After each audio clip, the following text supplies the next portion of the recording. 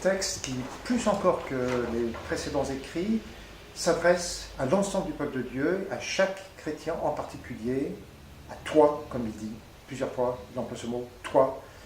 Bien sûr, nous avons souvent l'image de la sainteté comme de quelque chose d'exceptionnel qui est réservé, en quelque sorte, aux héros du christianisme. Eh bien, le texte du pape casse en quelque sorte cette image. Il nous aide à comprendre que la sainteté, chaque chrétien y est appelé, ça passe par le quotidien de l'existence, ça passe par exemple par l'attitude de la personne qui refuse de dire du mal d'une autre personne, ou par l'attitude de la mère qui, après une journée bien chargée, continue à prendre soin de ses enfants. Là est la sainteté.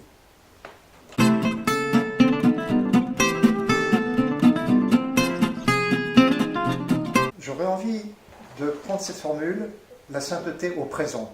Bien sûr, quand on parle de la sainteté, on pense souvent au modèle, au grand modèle de la sainteté des saints du passé, François d'Assise et beaucoup d'autres, Saint Ignace de Loyola.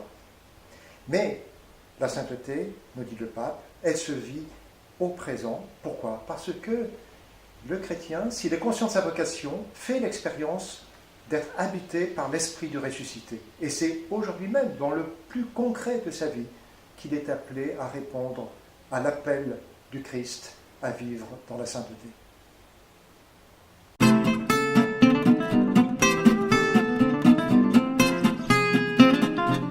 Je pense en effet qu'il s'agit d'étapes. On pourrait attendre des recettes pour être saint. Eh bien, ce n'est pas de ça qu'il s'agit.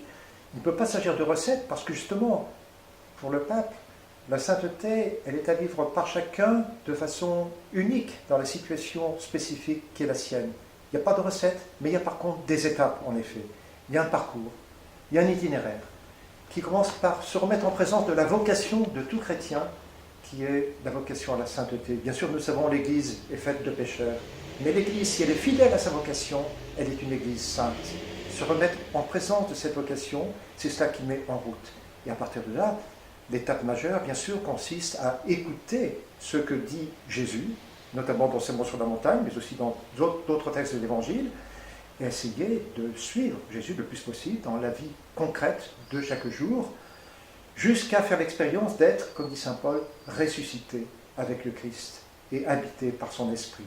Alors, il reste à vivre chaque jour dans la logique de cette exigence de la sainteté, à travers les comportements les plus quotidiens, comme dans les situations plus exceptionnelles de l'existence.